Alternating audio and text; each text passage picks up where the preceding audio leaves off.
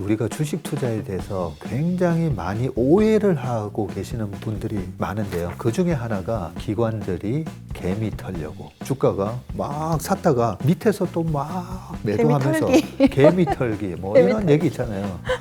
저는 기관 투자가 생활을 30년 이상 했기 때문에 너무 잘 알고 있잖아요. 그런 거 없어요. 근데 왜 그런 오해를 받냐면 네. 미국 주식으로만 얘기를 좀 해드릴게요. 작년부터 팔란티어, 그 다음에 애플로빈이라는 그런 기업들이 막 주가가 올라오잖아요. 지나고 보니까 와, 이 회사가 정부 대상으로 해서 국방부 대상으로 해서 돈 벌다가 이제는 민간 쪽에서도 막 돈을 버는 회사가 되고 있어요.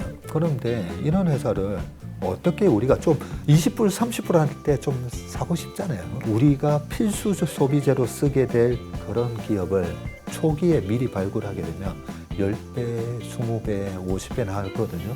그걸 어떻게 발굴하는가가 이 시게루 할아버지의 126 법칙이라고 있어요.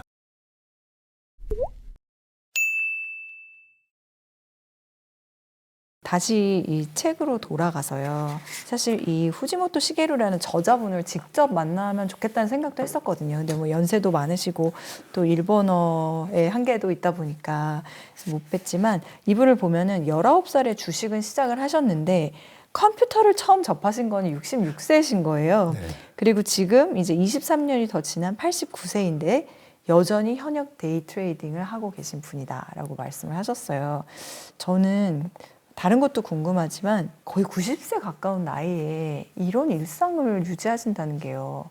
그게 너무 궁금한데. 저는 방금 이제 이분이 어떤 분이셨는지 얘기를 해주셨는데 그래서 저는 우리 시청자분들께서 좀 자신감을 갖고 하셨으면 좋겠어요. 이분이 어떻게 보면 동경대를 졸업하고 뭐 IBM이나 뭐 이런 데에 일하시다가 노무라 증권 같은 데 출신이 아니시다는 거죠. 네, 그냥 아니죠. 농촌 출신의 자수성가형 투자자시라는 거죠. 그러니까 저는 예전부터 제가 그런 얘기 많이 하거든요. 저를 이제 동학개미의 스승이다 이렇게 말씀을 해주신 이유가 저는 그 옛날에 라따뚜이라는 만화 영화가 있었잖아요. 네. 예, 쥐 생쥐가 나오는. 생쥐가 요리를 하는 그런 영화였는데 그 영화에서 제가 가장 좋아하는 대목이 뭐냐면 Anyone can cook이에요. 누구나 요리를 할 수 있다. 근데 많은 주방에 많은 요리사들이 있잖아요. Anyone can cook인데 누구나 다 위대한 쿡이 될 수는 없는 거잖아요. 요리사가 될 수는 없는 거잖아요. 얼마 전에 요리 프로그램도 있었지만 그분들 보면 와, 저분만의 엄청난 노력과 집념, 열정이 있어서 그런 위대한 부류의 요리사가 되신 거잖아요. 예, 그렇기 때문에 저는 출신 배경, 내가 학교를 어디까지 나왔고 이런 거 제가 실제로 저희 회사 직원을 뽑을 때도 사실 학벌을 안 봅니다. 네, 얼마나 열정이 있고 그 대신 시게루 할아버지가 보여주셨듯이 꾸준한 노력은 반드시 있어야 돼요. 꾸준한 노력을 할 수 있는 사람인가를 봐요. 그래서 아까도 내가 끈기만큼은 자신이 있습니다. 네, 끈기만큼은. 근데 제가 머리 좋다는 소리는 들어본 적이 없는데요. 뭐 이러신 분들도 있을 거잖아요. 저는 인류 역사상 가장 머리가 좋았던 두 분을 꼽으라면 아이작 뉴턴 그리고 아인슈타인 일 거라고 생각하거든요. 두 분 다 주식으로 망했어요. 아, 그래요? 아, 진짜요? 이거 처음 들어봐요. 처음 들어보세요? 네, 처음 들어봐요. 머리 좋은 분들 두 분 다 아인슈타인하고 뉴턴이 주식으로 망했어요. 주식으로 망했어요. 그래서 저는 32년 동안 이 바닥에 있으면서 주식 투자가 뭐 성적순이었다든지 이러면 모르겠는데 실제로 그래요. 제 주변에 정말 시게루 할아버지 같은 동생이 있거든요. 그 동생은 지금은 나이가 지금 54세지만 생활 패턴이 똑같아요. 네. 그런데 그 동생도 대학교 때 가외하고 이렇게 받은 돈으로 주식 투자를 해서 그 동생이 91학번이거든요. 91학번인데 재작년에 저한테 형님 저 5천억 됐어요 라고 했었어요. 5천원 주식 투자한 게. 네, 5천억 됐어요. 그리고 그 후배가 집안이 넉넉해서 받은 돈이 많고 아니에요. 정말 주식에 미쳐 있는 선수. 그런데 마음은 착해요 또. 그래서 그런 제 주변에 실제로 주식 투자로 성공한 분들을 저는 많이 봤기 때문에 제가 anyone can cook이라는 거죠. 자, anyone can cook인데 하나 더 말씀드릴게요. 얼마 전에 하워드 막스 오크트리 회장님이 왔다 가셨는데 네. 그 하워드 막스님도 딱 그렇게 얘기해요. 주식 투자라는 게 it's simple, 굉장히 단순하다, simple하다. 근데 but not easy, 쉽지는 않다. simple but not easy. 네, 제가 제일 쉽지는 앞에서 경청하고 있었는데 너무나 저는 정말 맞는 말씀이다. 저도 30년 이상 하다 보니까 성공 투자의 원칙은 되게 심플하거든요. 근데 not easy? 왜 어려울까? 그 반복된 훈련을 하지도 않고요.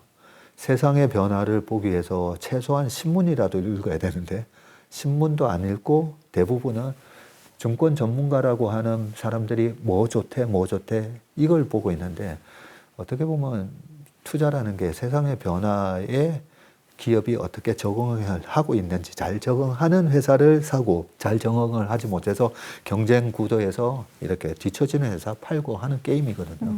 그걸 하려면 신문 읽는 게 제가 봤을 때는 모든 운동선수들이 그래도 달리기 한 1시간, 2시간 트레이닝 하잖아요.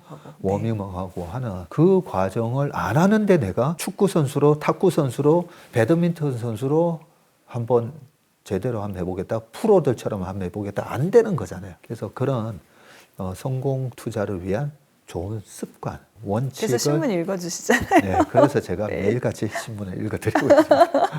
저는 근데 이것도 여쭤보고 싶었던 게 사실 주식 투자를 아예 안 한다고 선언한 그 또골똘한 젊은이들이 하는 얘기 중에 이런 얘기가 있거든요. 너무 그거는 내가 통제할 수 없는 요소들이 많다. 그래서 나는 내가 통제할 수 있는 데서 싸우지 내가 통제할 수 없는, 말하자면 우리가 말하는 큰손 같은 세력도 있을 수 있고 그런 불확실성 요소들이 많이 자리한 게 주식시장이기 때문에 그리고 오늘날 우리나라 주식 보면 밈 주식이라고 해서 네. 사실 가치 투자도 막 원칙이 통하지 않는 경우들도 많고 그렇잖아요. 그래서 그러다 보면 과연 책을 읽고 내가 정말 성실하게 해보려고 했는데 장에 들어가서 몇 번 싸워보니까 장이 나를 배반하는 느낌이 들어서 배신감만 맛보고 나는 아예 손 떼겠어.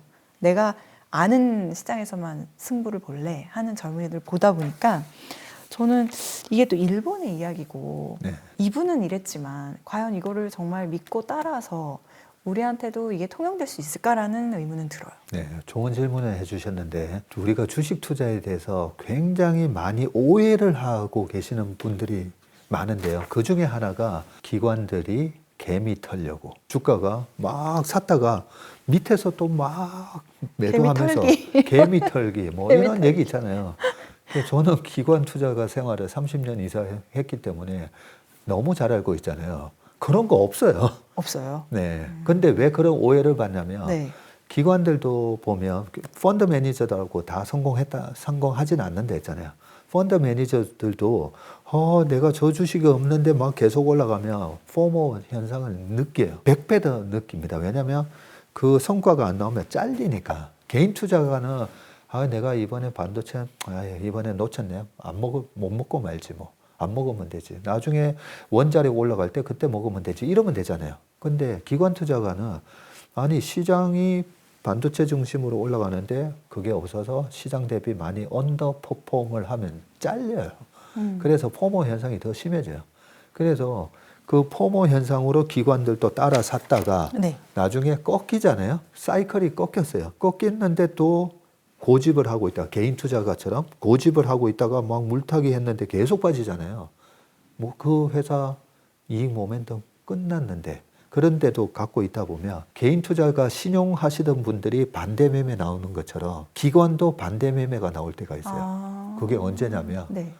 기관은 무슨 연금, 무슨 공제, 그리고 뭐 소위 말해서 노동부 자금, 정통부 자금 아니면 여러 그런 아웃소싱 기관으로부터 자금을 받아서 운용하다가 야, 너 성과가 왜 이래 하면서 2분기 연속 1년 동안 성과가 안 좋으면 그 자금을 회수당해요. 안 되겠어요.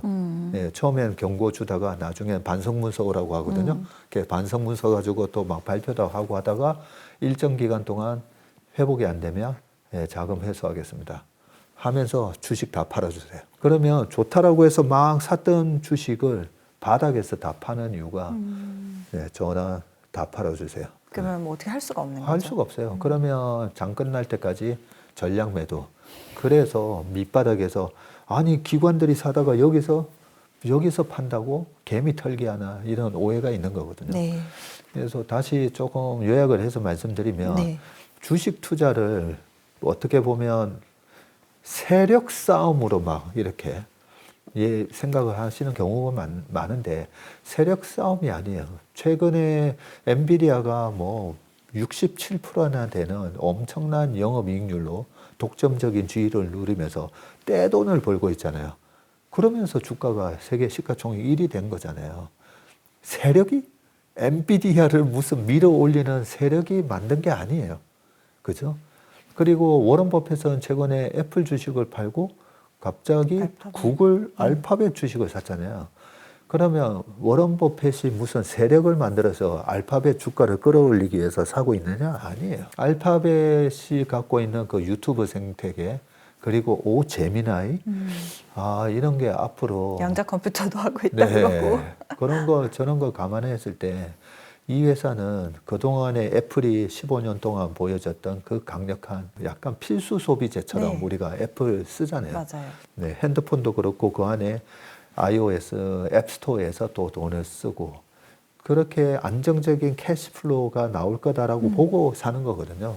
그리고 주주 환원도 제대로 할 거고 그 믿음을 보고 사는 거지 세력 싸움이 아니라는 거죠. 아니다. 그래서 제가 가끔씩 좀 안타까운 게 주식을 정치처럼 하시는 분이세요. 정치는 세 싸움이잖아요. 네, 조금이라도 누가 더 세가 더 많고 강하냐의 싸움인데 주식은 아니에요. 주식은 반대로 생각하셔야 돼요. 그래서 주식할 때 아니 네가 내 주식에 대해서 나쁘게 얘기해. 좀 한 명이라도 더 막 서로 막 찬양하면 그게 좋은 것처럼 생각하잖아요. 반대로 생각하셔야 돼요. 아니 이렇게 많은 사람들이 이 주식을 갖고 있다고? 그런 말이 있잖아요. 더 이상 이 주식을 더 높은 가격에 사줄 바보가 없을 때 주가는 빠진다고. 네. 네, 그런 것처럼 주식을 세력 싸움으로 생각하면 안 되기 때문에 방금 좋은 질문해 주셨는데 우리 일상생활에 제가 이렇게 얘기를 합니다. 주식 투자의 세계에 네 부류가 있어요. 주식 투자가 아니라 우리 삶에 저는 네 가지 부류가 있다라고 늘 말씀드리는데 모두가 잘 아시는 한국담배인삼공사. 담배도 팔고 인삼도 팔고 병 주고 약 주고 하는 회사. 그죠? 네. 담배인삼공사인데 세상에는 네 부류, 네 타입의 사람이세요. 자, 스모커 두 부류, 난 스모커.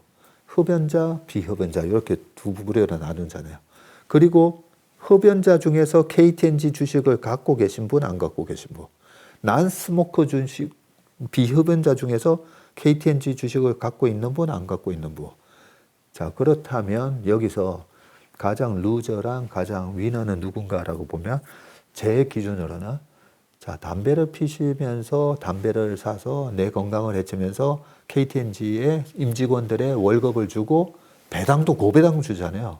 주주들의 배당까지도 주는데 KTNG 주식이 없어요.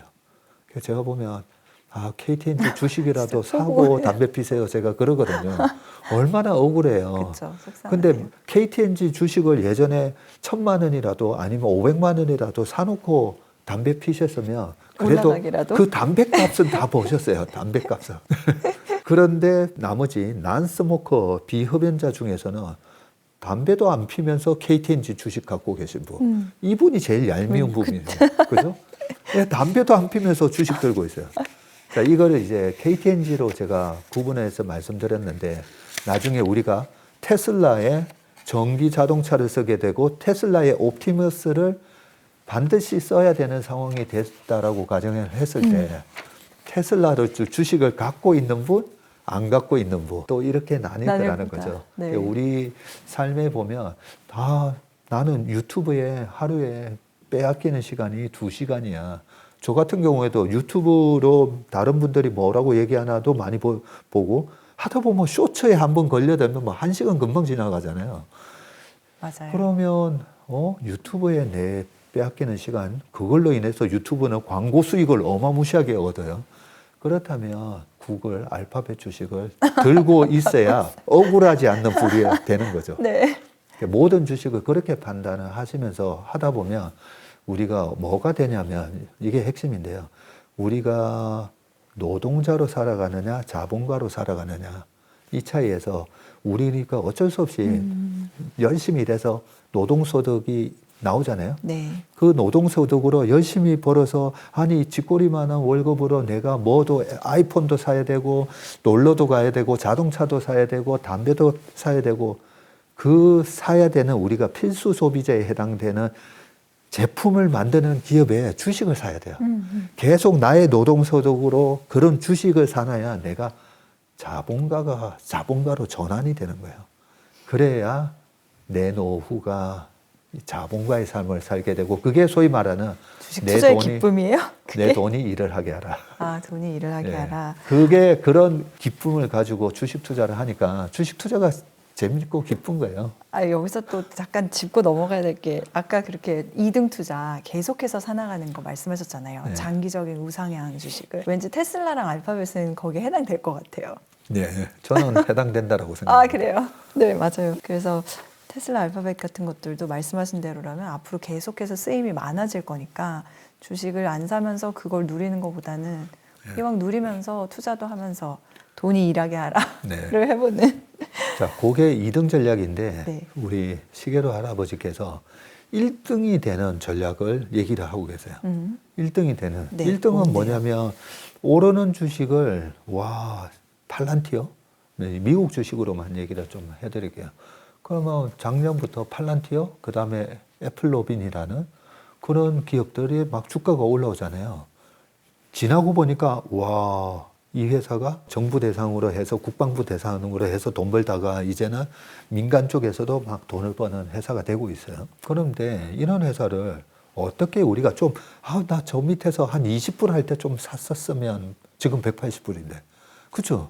20불, 30불 할 때 좀 사고 싶잖아요. 그 무렵에 사라고 하셨었던 것 같아요. 저희 제가 방송에서도. 했었습니다. 작년 6월 달에 맞아요. 그런 말씀을 10배 나는 주식이라고 말씀드렸었는데 자, 그런 주식을 미리 발굴을 우리가 필수 소비재로 쓰게 될 그런 기업을 초기에 미리 발굴하게 되면 10배, 20배, 50배 나거든요. 그걸 어떻게 발굴하는가가 이 시계로 할아버지 126 법칙이라고 있어요. 126. 126 법칙이 있는데 제가 보면서 이 할아버지 선수네 라고 생각한 게 복싱을 보면 네. UFC에도 마찬가지지만 잽을 날리잖아요. 잽을 날립니다. 아니 가만히 있다가 그냥 한 방 빵 하지 왜 잽을 날릴까? 네, 저는 고등학교 때 몰래 복싱 도장을 다녔었어요. 그랬어요. 잽이 뭐냐면 상대와의 거리를 재보는 거예요. 거리를 재보고 또 상대한테 툭툭 쳐보면서 이 사람의 반응도 보고. 반응도 보고 요렇게 했을 때 어떻게 하는가 반응도 보고 자 그게 잽인데 126에서 1이 뭐냐면 내가 1000주를 사겠다라고 1000만 원을 사겠다라고 마음을 먹었으면 처음에 100만 원을 사보는 거예요. 그 100만 원을 사보는 게 뭐냐면 보통은 윌리엄 오닐의 여러 가지 이제 투자법, 성장주 투자법 이런 거 보면 컵 위드 핸들 이런 것도 있잖아요. 그리고 볼린저 밴드를 돌파하는 주식 많습니다. 네. 그런 주식이 이게 찐 성장주인지 아닌지를 시장은 얘기를 해주거든요. 근데 이렇게 내러티브로 올랐다가 또 확 꺼지는 주식도 있어요. 근데 처음에 이렇게 뭔가 의미 있는 거래량을 동반하면서 올라갈 때 주식을 오래 하다 보면 이거 뭔가 모양이 수상한데 그랬을 때 1000만 원에서 100만 원 10%를 먼저 사보라는 거죠. 그게 잽 던지는 거랑 마찬가지예요. 10%를 사보고 그 다음에 뭐 해야 돼요? 공부를 해봐야 돼요. 이 회사가 왜 이렇게 거래를 동반하면서 52주 신고가를 내는지 네. 공부를 하다 보면 애널리스트 리포터도 나올 때가 있고 이렇게 해서 이런 성장 스토리로 최근에 있었던 조선을 말씀드리면 조선이 20년 만에 교체 사이클을 도래해서 좋을 겁니다라고 했는데 갑자기 미국에서 마스가 하면서 그죠? 미국의 해군력 복원을 위해서 그렇다면 해군력 복원을 하면 그게 도대체 얼마짜리 시장인데 20년 동안에 한 500조짜리 시장? 500조짜리 시장인데 이 시장에 있어서 미국 군함을 만들어줄 나라가 어디 있나 봤더니 뭐야 우리나라밖에 없네. 그러면서 이 우리가 앞으로 얼마의 이익을 낼 수 있겠네 하면서 그게 계산이 되면서 막 주가가 올라가거든요. 그랬을 때, 야, 이거는 정말 10배 나는 주식이다 하면 그 다음에 다시 2천만 원을, 200만 원을, 그러면 총 300이 되잖아요. 네. 300이 되고 꾸준히 공부를 하면서 정말, 이거는 정말 10배 가는 거다 했을 때 확신이 나머지 600만도 다시 투자해서 1대 2대 6 해가지고 90%를 투자하는 방법을 얘기했는데 처음부터 잘 모르는데 900만 원을 바로 투자하잖아요. 그럼 뭐 조금의 흔들림에도 불안해서 여지없이 영락없이 네. 무너지죠. 영락 없이 그럼 조금 무너지면 또 뭐 5%만 손절해야 되는 건가 막 이 마음의 갈등을 느끼게 되기 때문에 네. 그래서 이 찐성장주를 발굴하는 방법에 있어서 1대 2대 6 법칙은 그거는 저도 쓰고 있는 방법이거든요. 그게 너무나 좋은 방법입니다. 그런데 자 여기서 일반인들이 반대로 하고 계시다는 걸 제가 말씀을 드릴게요.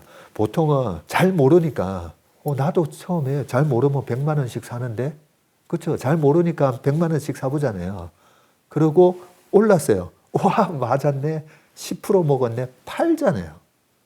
그렇죠? 네, 그렇죠. 그리고 또 100만 원 툭툭툭 던져난 것 중에 떨어지는 거. 마이너스 10% 됐네. 여기서 100만 원 더 해서 평균 단가를 마이너스 5%로 만들어 놔야지. 그리고 또 빠져요. 그러면 200만 원 더 해서 마이너스 평균을 또 5%로 만들어 놔야지 하면서 떨어지는 주식에 계속 비중을 늘려요. 근데 시계로 할아버지의 1, 2, 6 법칙은 10을 투자했는데 맞았어요. 올라가는 이유가 확실해. 그랬을 때 내가 10%에서 아니면 30% 올랐을 때 10%를 투자했어도 이 올라가는 성장 스토리가 앞으로 2년, 3년 동안에 큰 구조적 성장이 된다 하면 위에서 더 사거든요. 오히려 위에서 더 사지 밑에서 10%, 15% 먹었다고 팔아먹지 않는다는 거죠. 이걸 갖다가 뭐라고 그러냐면요. 이런 매매 기법을 피라미딩 매매 기법이라고 해요. 피라미딩. 네, 쌓아나간다는 거죠. 근데 쌓아나가는 걸 우리가 보통 떨어질 때 쌓아나가는 걸 물타기라고 하잖아요. 네, 떨어지는 주식을 물량을 늘리는 걸 그게 물타기라고 그러거든요. 그리고 올라가는 주식을 물타기 하는 걸 불타기라고 해요. 네, 들어봤어요. 네, 불타기. 그 피라미딩 전략을 할 수 있냐 없냐가 제가 봤을 때는 펀드 매니저든 일반인이든 피라미딩 기법 좀 전에 말씀드렸던 주식으로 성공한 사람들의 공통적인 특징은 다 피라미딩 기법을 써요. 그게 물타기든 불타기든. 불타기 방법을 하고요. 물타기 아니고 네, 불타기. 그런데 우리가 제가 그동안에 오랫동안의 경험으로 우리가 떨어지는데도 물타기를 해야 되는 주식은 있어요. 그게 뭐죠? 아까 삼성전자 말씀드렸죠. 네, 일부에서. 네, 네. 이 회사는 오르죠. 사이클 주식이니까 그러면 떨어지는데 물량을 줄이는 게 아니라 떨어질 때도 계속 사는 거죠. 예, 그렇게 해서 떨어질 때도 계속 사서 단가를 낮추고 비중을 늘리는 게 맞고요. 사이클 주식은 떨어지면 물량을 늘리고 올라가면 다시 줄이는 게 맞는데 크게 낭패를 보는 이유가 쇠퇴기 우리가 보통 보면 라이프 사이클이라고 하잖아. 프로덕트 라이프 사이클이라고 해서 제품의 수명 주기라고 했을 때 처음에 도입기 그 다음에 고성장기. 그게 1920년도에 자동차가 이제 초기 성장으로 들어가고 1950년, 60년도 되면 세계 1등, 시가총액 1등이 제너럴 모터스예요. GM이거든요. 네, 그런 식으로 고성장기 들어가는 주식이 있고 나중에 이제 쇠퇴기에 들어갑니다. 옛날에는 GE였었죠. GE. 네, 네. 그러면 쇠퇴기에 들어가는 주식을 물타기 하면 그거는 정말 큰일 나죠. 그래서 내가 그렇죠. 투자하는 기업이 물타기를 해야 되는 주식은 독점적이거나 과점적인 지위를 유지하고 있는 기업. 그래서 반도체만 하더라도 우상향이에요.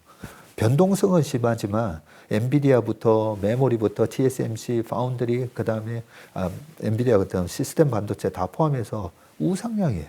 우상향의 변동성이 심한 기업은 떨어질 때 물타기가 맞는데 백화점 같은 경우에 온라인 쇼핑으로 인해서 이제는 패러다임이 전자상거래로 그렇죠. 변했잖아요. 네. 다시 돌아가긴 힘들죠. 다시 돌아가기 힘들잖아요. 그러면 우하향 주식이에요. 쇠퇴기에 들어간 주식이에요.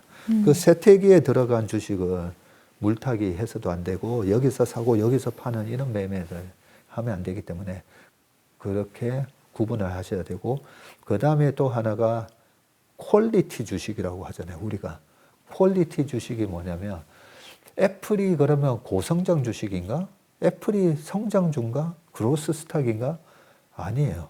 제가 봤을 때는 애플 퀄리티 주식이에요. 네, 그런 우리가 퀄리티 주식, 네이버 저는 퀄리티 주식이라고 생각해요. 가끔씩 이제 거기 이제 어떤 미래 성장 비즈니스도 하고는 있지만, 퀄리티 주식도 마찬가지예요. 퀄리티 주식도 떨어질 때 물타기를 해도 되는 주식이에요. 그럼 뭐 아까 얘기했던 불타기는 도대체 뭔데? 성장주를 불타기하는 거예요. 팔란티어가 막 크고 있을 때. 네, 성장주를 불타기하고, 미국은 성장주를 좋아합니다. 미국의 지금 M7이 차지하는 비중이 40%에 속한다. 전부 성장주예요. 이런 성장주는 불타기를 해야죠. 들어가 보고 그 내러티브나 그 다음에 나오는 숫자가 탄탄하게 성장하는, 뭐 매출 성장률이 40%, 뭐 70%뭐 그런 성장주 같은 경우에는 불타기를 해서 물량을 늘려나가는 그런 전략으로 하시면 됩니다. 지금 불타기 할 만한 주식 가운데 많이들 거론되고 있는 주식이 있을까요? 지금 불타기를 해야 되는 네. 주식 가운데 분명히 있어 보이기는 한데요. 내년이 중간 선거가 있는 해라 했잖아요. 그래서 저는 불타기 타이밍은 작년 하반기부터 올 상반기로 끝났다고 생각합니다. 아, 그래요. 예, 왜냐하면 성장주의 밸류에이션이 지금은 거의 다 최근에 많이 올라가지고 네. 여기서는 내년에 싸게 살 기회를 한번 줄 것 같기 때문에 예, 성장주라도 내년 하반기를 한번 노려보는 게 좋지 않을까 네. 그런 생각. 우리나라도 내년에 지방선거가 있잖아요. 네. 우리는 혹시 미국 중간선거처럼 지방선거 있는 해에는, 왜냐면 국장이 요즘 또 초미의 관심사다 보니 6천 코스피 간다 뭐 이런 얘기도 있고 한데. 박 전무도 좀 정치에 관심을 좀 가져봐 이런 말씀을 많이 하시거든요. 근데 제가 관심을 가지지 않는 이유가, 이 정치는 이제 새 싸움이기 때문에 약간 제로섬 게임 같아서 그런 것도 있고요. 주식 투자자 입장에서는 국내 정치가 그렇게 중요하지는 않습니다.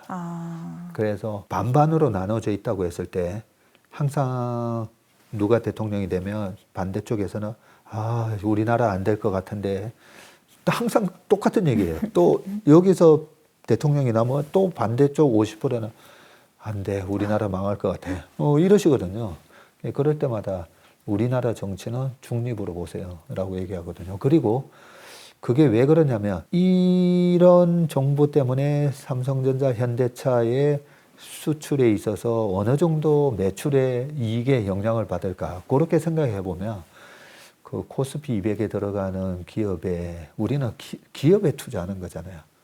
그래서 국내 정치에 영향을 받는 정책 모멘텀이 있는 기업도 있지만, 네, 전체 시장은 크게 우리나라 중간선거에 영향을 받지 않는다.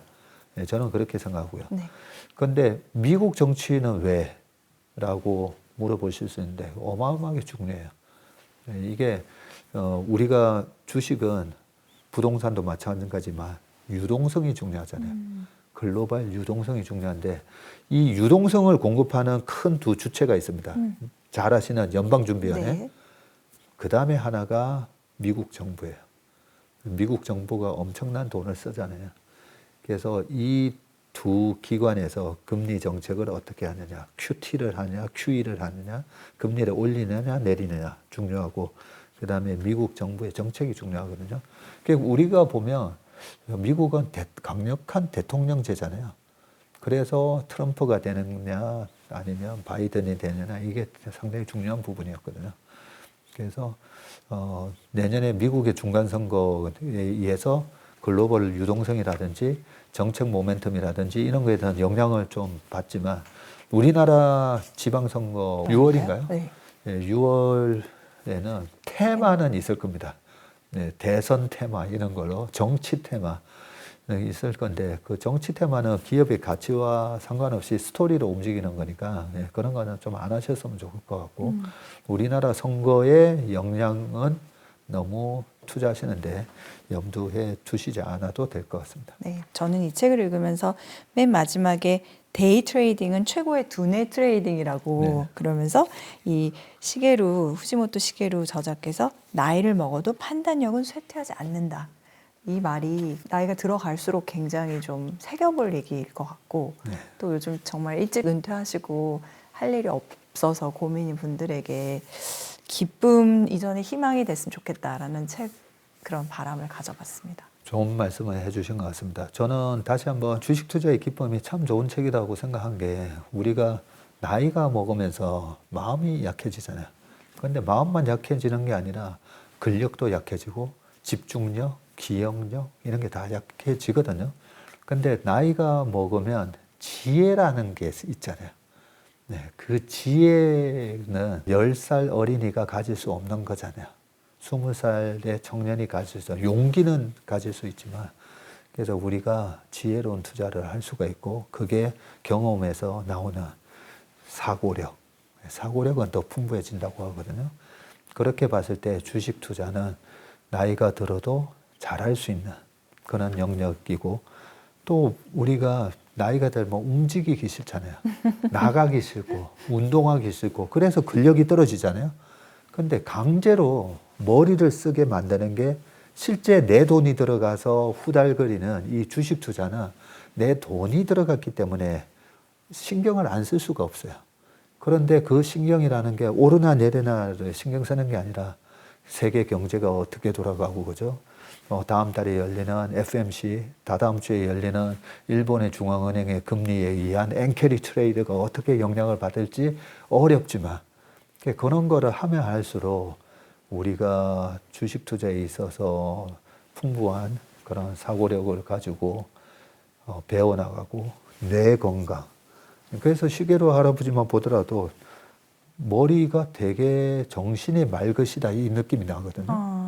네, 그리고 제 주변에도 80세, 90대 초반 주식 투자하시는 분들 보면 정신이 되게 맑으세요. 계속 머리를 생각하니까. 쓰셔서 제가 보면 아 뇌가 굉장히 건강하시구나. 네. 네, 40대의 뇌를 갖고 계시구나 이 느낌이 들거든요. 네, 그래서 저는 그렇게 얘기합니다. 주식 투자를 500만 원이라도 하시라고. 500만 원, 1000만 원이라도 하시면 손자, 손녀들이 봤을 때 우리 할아버지 할머니는 참 똑똑하네.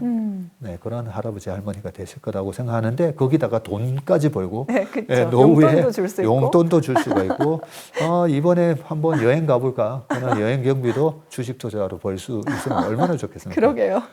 그럼 진짜 기쁨이 클 것 같아요. 네. 네, 오늘 이렇게 주식 투자의 기쁨이라는 책에 감수를 하신 덕분에 박세익 대표님을 한 번 더 볼 기회가 있었는데 그게 저희 머니올라에게는 기쁨이었고요.